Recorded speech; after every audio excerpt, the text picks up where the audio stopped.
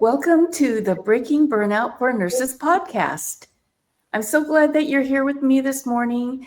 I have Kate Fessler back for part two of Reimagine Success. So, last time she was on, um, we were talking about her book, Thinking Outside the Job Box. All right, so she's got 4 steps, the 4 keys to reimagine success on your own terms.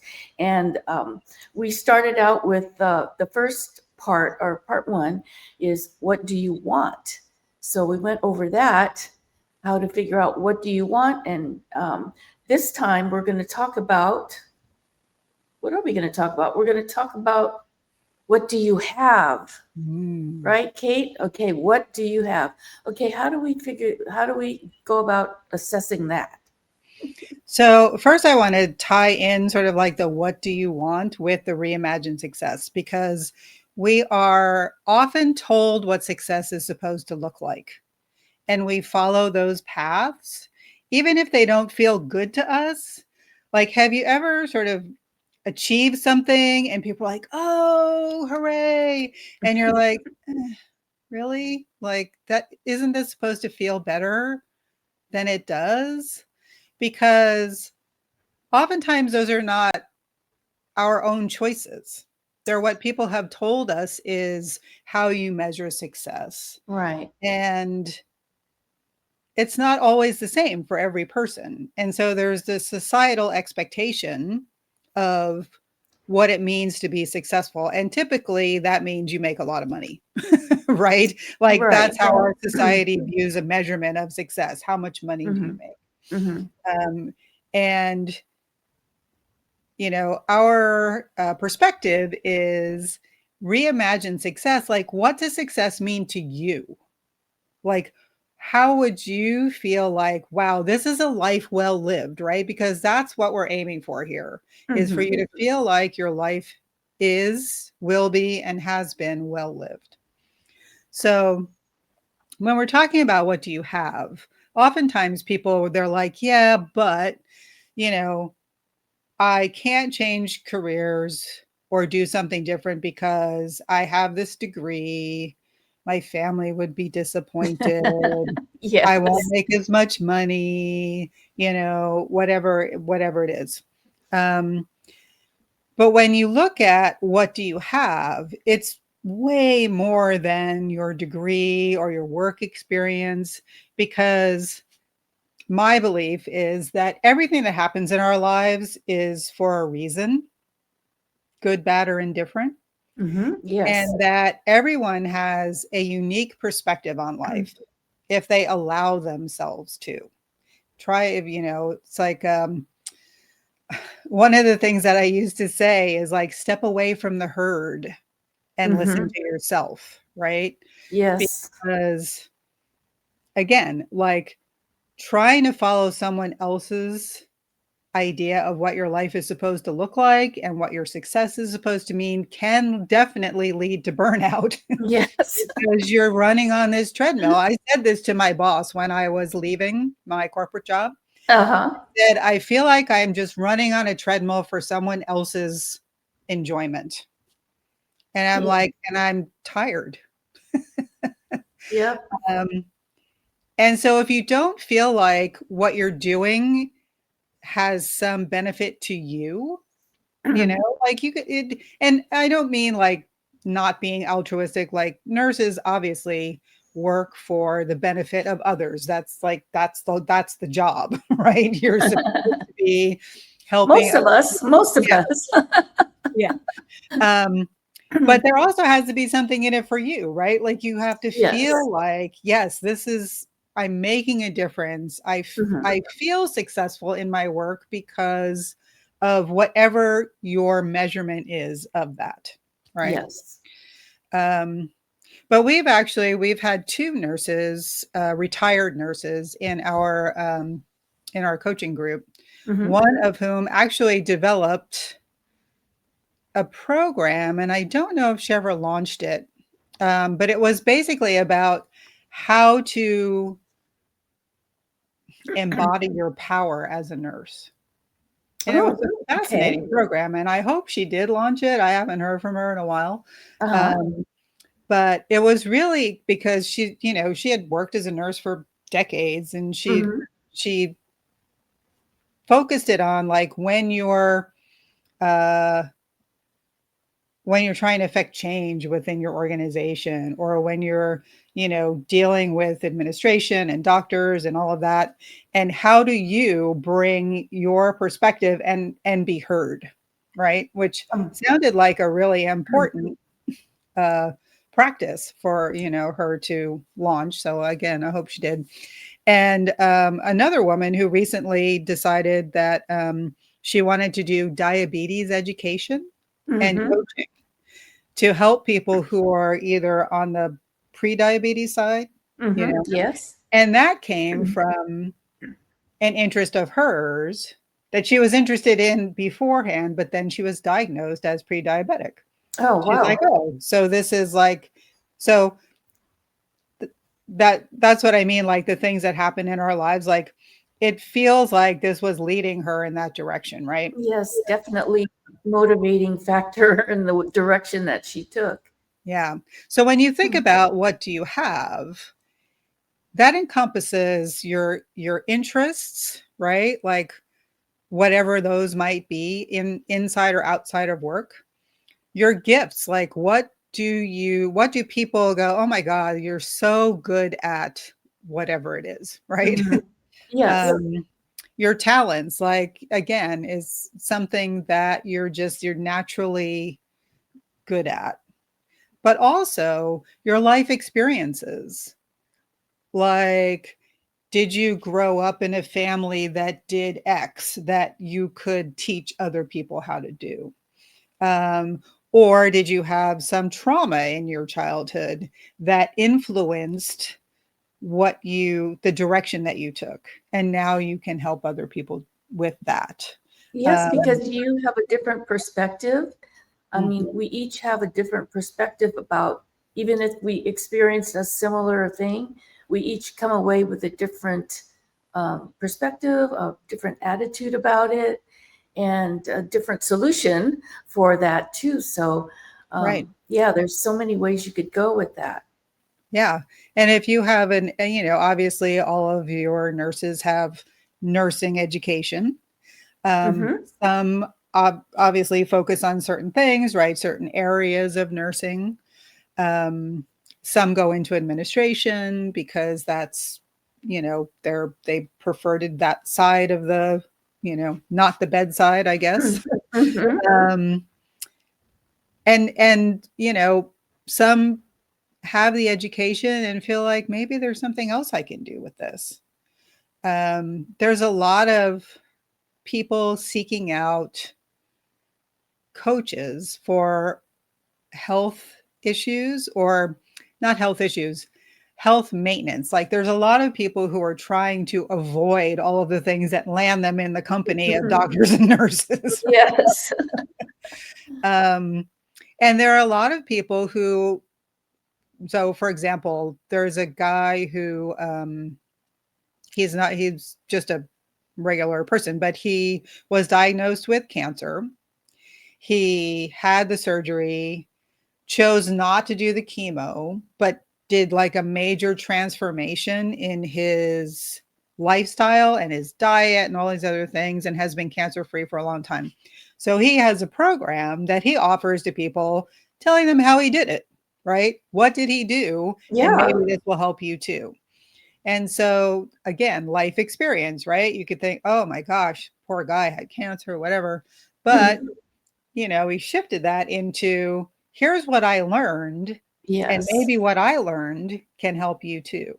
Yes, I love it. Yes, so no matter what um, the situation you come away from, uh, that's your perspective, and there's somebody out there who will, want you to share that with them. So, um, yeah, don't feel limited by what you feel might be, oh, they're not going to be interested in what I did, but you know what? I think they might be, or somebody will be very interested in your, where you came from and how you dealt with it.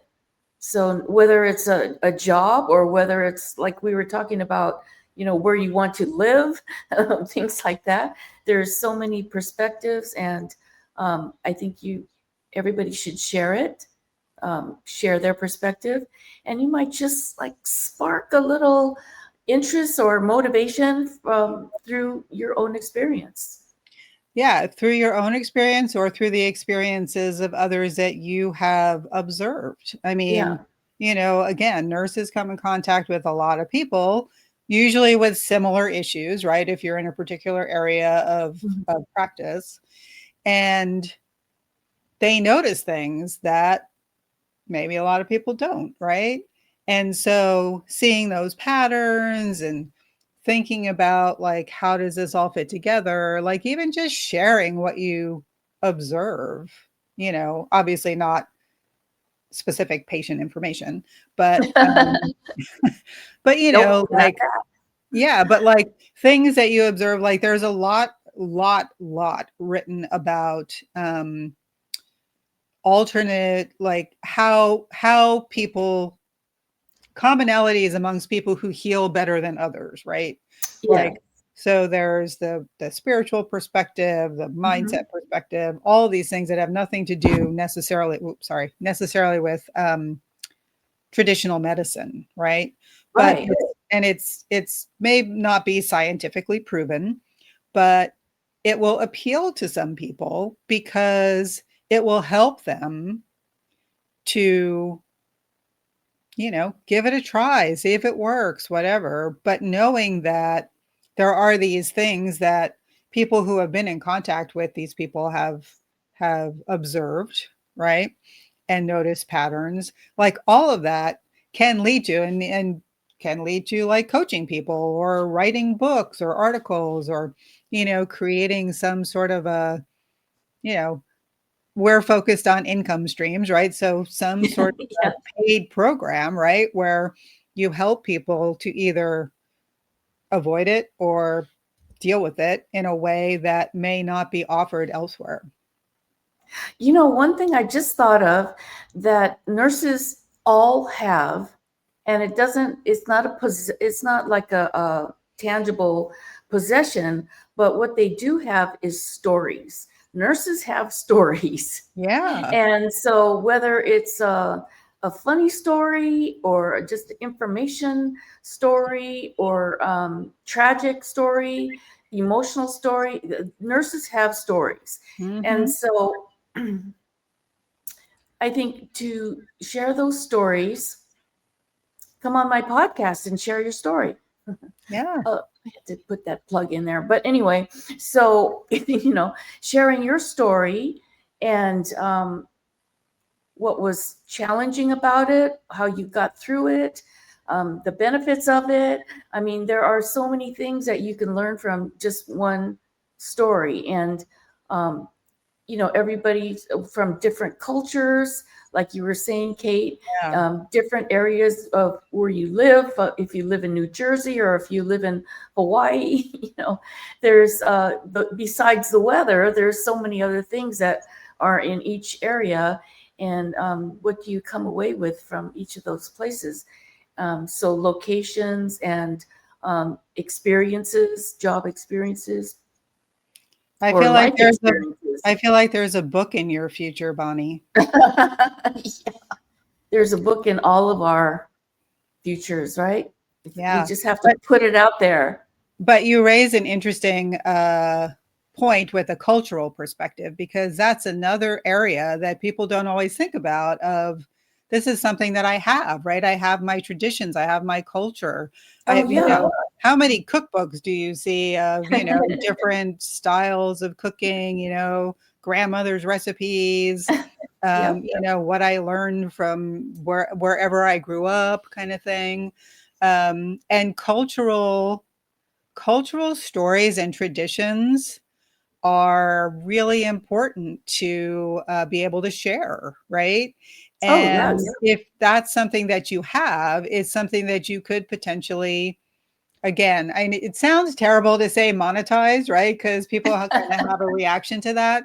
But it is something that you could potentially create a stream of income, even if it's a small one, by writing a book or, doing whatever with it, like putting out product or newsletter, I don't know, whatever it is, and creating a community around it. Because I think people nowadays, especially after COVID, I feel like people are really craving community and Yeah. interaction and, not AI.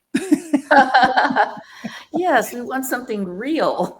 Yeah, It's the sometimes hard IRL. to tell the difference, right? But Yeah. yes, I like that thing about the culture because I know for me, you know, I'm Japanese American. I think of myself, I don't think of myself as Japanese, but I am, it's in there, And I mean, I was born in Chicago and I was raised in California.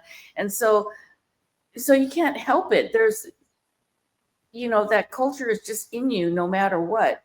And it just kind of comes out accidentally. And so that's just part of me. And that's, I'll share little things about my Japanese culture sometimes, like little traditions or little comment that my mom made in Japanese when she was scolding me or things like that. But they're in there. You can't help it, and embrace it and share it with people. I think, people love that kind of stuff. So. And it's Yeah. kind of funny when you think about it. Well, and people who identify with the culture want to know Mhm. about it. But I personally love reading about other people's cultures because I find it fascinating. Yeah, Um, it's really interesting and fun. Yeah. Well, Kate, again, thank you so much for being on my show. And you know, I mean, I think we're like a third of the way through the book here, so we'll have half. to have you halfway. Okay, okay. So There's we're a gonna lot have more you. in the book, so I highly recommend that people get the book and read it. Um, Yes. yeah. Okay, so again, thinking outside the job box with Kate Fessler, Kate Navarro Fessler. And so, okay, well, she's going to come back for, she doesn't know it yet, but she's coming back for part 3. And I'm not sure exactly when that's going to be, but she just get ready. She's coming back. All right. And if you want, in the meantime, if you want to follow her, it's Uh, on yeah. LinkedIn. LinkedIn, Kate Navarro. I think it's Kate Navarro Fessler on LinkedIn. I'm not sure. It's Kate Navarro Fessler on Facebook. Okay. And Changing Course is on both. So Changing Course has a page on Facebook and also a page on LinkedIn. Okay, so www.changingcourse.com for more information. And then I'll have a little blog post about her and with links to her website and a picture of her book. And please sign up on YouTube for my Breaking Burnout channel. And let's see, subscribe, share, and like, subscribe, and share. All of the Anyway, above. all of the above. And if you want to be on my podcast and share some of your nurse burnout stories and solutions, go to breakingburnout.com to my podcast tab and sign up for that. All right. So goodbye, everybody. And we'll see you again next Monday at 10 a.m.